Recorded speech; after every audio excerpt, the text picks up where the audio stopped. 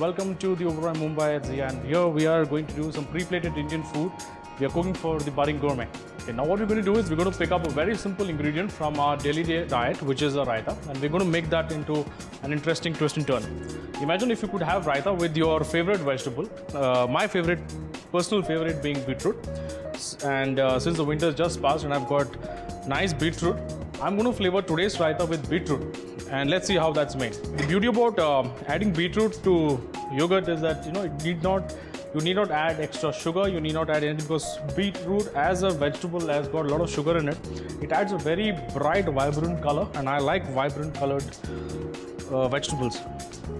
Plus, not to mention the health benefits of eating beetroot.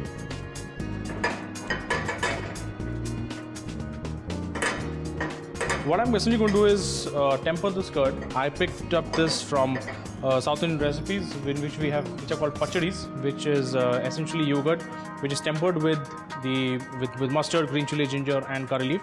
And any vegetable, you could add lauki, you could add beetroot, you could add banana.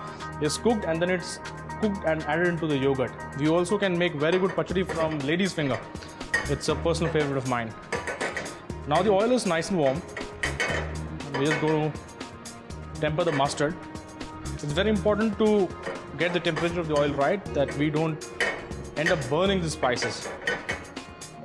The oil is just kind of right to put the mustard in. It must give you this instant crackle. Wow.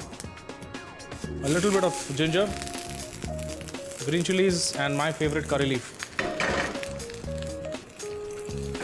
I always like to tear the curry leaf. It gives you a better flavor. I don't want to add a hot sizzling tempering into the yogurt. This is beetroot paste. What I've done to beetroot is taken the tender beetroot, I've boiled it and then I've peeled it. I generally avoid cutting the beetroot into small pieces and then boiling, because I want all the color, all the flavors and all the nutrients of my beetroot in my raita. So I would boil it whole, choose a small beetroot and then post boiling peel it and make it into a puree. This puree is so nice and vibrant in its color, which you can see. And I have this little tempering. And voila, it's done. Now this also can be served as a dip.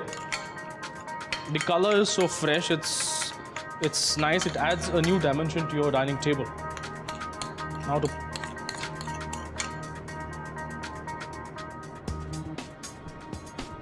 a little bit of tempering.